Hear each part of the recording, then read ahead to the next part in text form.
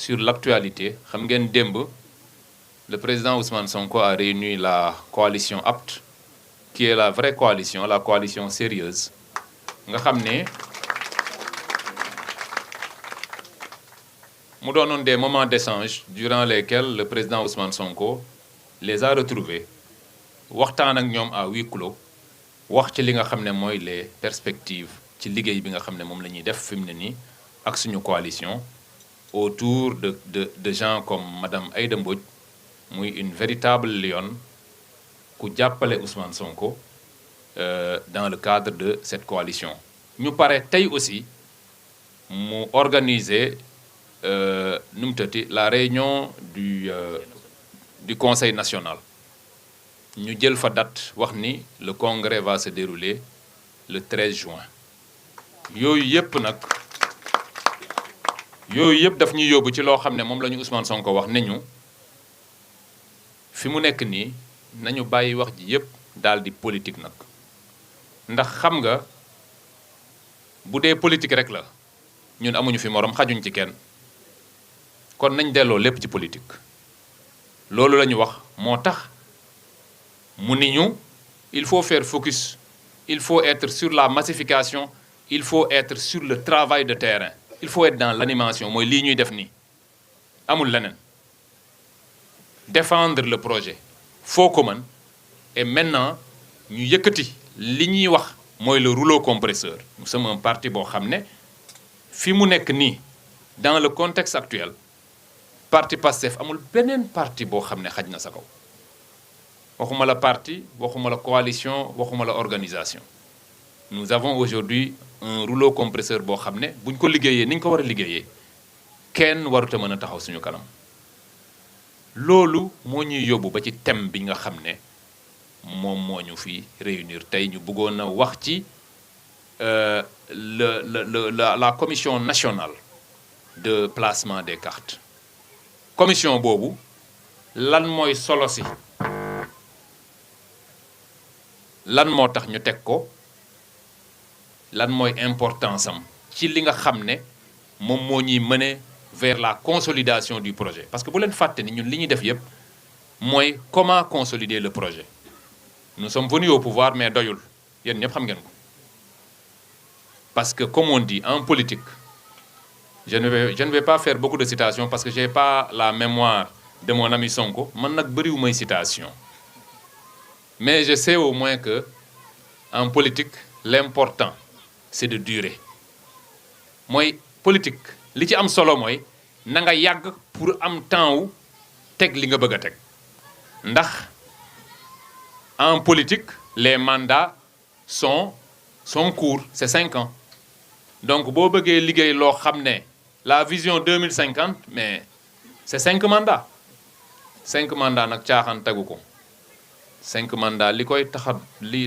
la koy tax a am mooy da ngay liggéey bu baax a baax à la base et nous sommes en train de travailler Ousmane Sonko ne ñu fi mu nekk nii il faut que le parti soit en mesure te loolu musul am Sénégal le parti soit en mesure de vendre de placer 1 million de cartes loolu musul am bi Sénégal di Sénégal ba tey ñun war nañ koo mën a def parce que sur les 18 millions de Sénégalais war nañ génnee au moins 1 million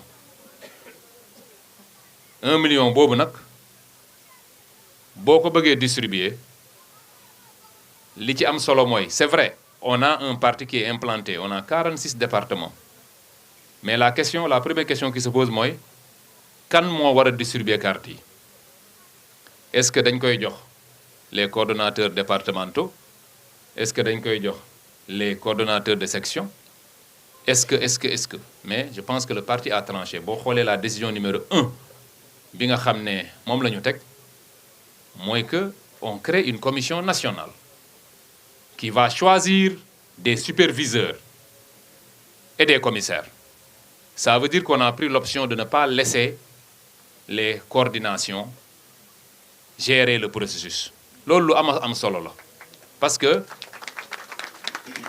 xam nga Pastef nag léegi on est au pouvoir comme on dit il y a le choc des ambitions da ngay ñëw da ngay dem bon ne prenons pas Keur Massar parce que les gens vont penser qu'on est focus Keur Massar man defuma focus Keur Massar, moi je suis sur le plan national. Dépassé naa Keur Massar bu yàgg man bu may wax Keur Massar taxul may wax dafa di nag il me faut une accroche locale may waxee foofu rek mais je parle au plan national. Donc prenons l'exemple de Tamba. Boo ñëwee dans le département de Tamba boo joxee le coordonnateur départemental de Tamba ne ko yow yaay distribuer carte yi, ça posera une autre question derrière parce que dañoo ni dañuy distribuer carte yi ba pare def les renouvellements, mais boo joxee le coordonnateur mu def ko mais dafay tànn ñi muy jox carte yi. Il va prendre le processus pour préparer son élection ou l'élection d'un de ses amis. Donc vous voyez un peu, ça a été très très bien réfléchi.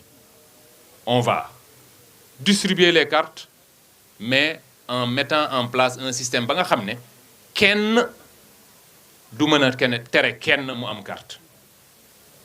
Ndax nag loolu mën na fee am. On avait vu le processus. Nit ñi yore carte yi ngay wër carte doo gis.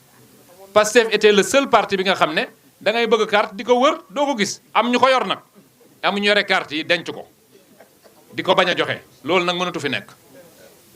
Personne n'aura la détention physique des cartes au plan local. Di jël nit ñi en otage doo ko mën. Loolu lu am solo la, le fait de démocratiser parce qu'on veut 1 million de personnes.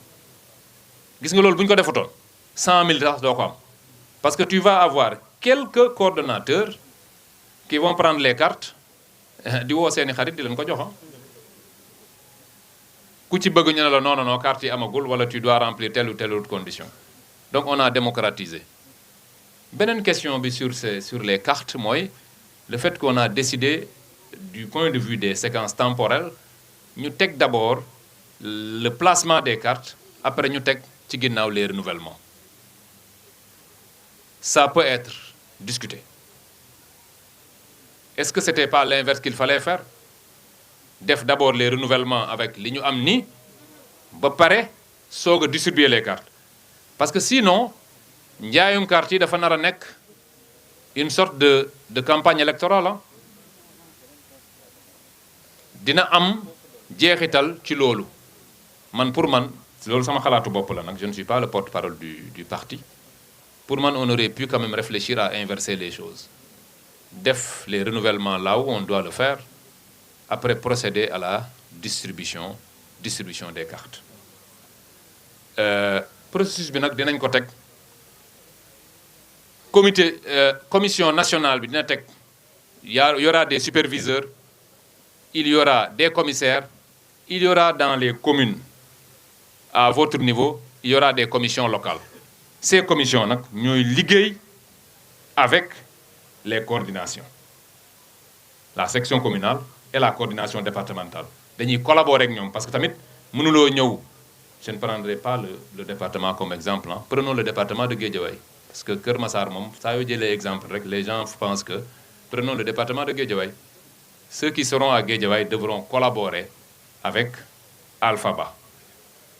Il faut que ñu collaborer ak moom, mënuñu ko sote. Ils devront aussi collaborer avec les coordonnateurs des sections. Loolu mooy l'organisation qu'il y a en tant que telle. Le reste c'est la distribution, c'est un peu la distribution des montants qu'on prendra des cartes. On a fixé à 1000 francs au plan local. C'est vrai, mënoon na jóg. On aurait pu dire que c'est 1000 francs minimum. Ku bëgg nag nga jëndee 5000 bu la neexee fu la partie bi toll rek nga joxe lu toll noonu. Je pense qu'on aurait pu faire ça, mais bon, 1000 francs, ça veut dire qu'on veut démocratiser.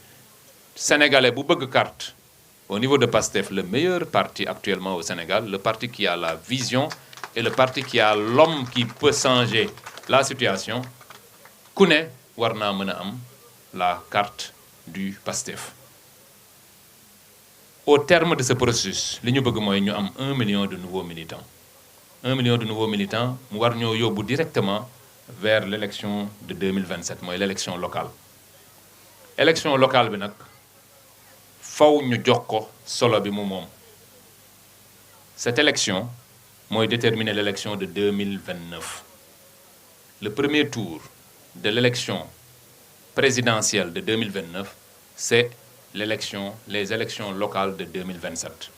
2027 jàpp leen ni élection présidentielle la pour ñun nañu takku daal di def comme si chaque mairie est la présidence de la République. Chaque conseil départemental c'est la présidence de la République.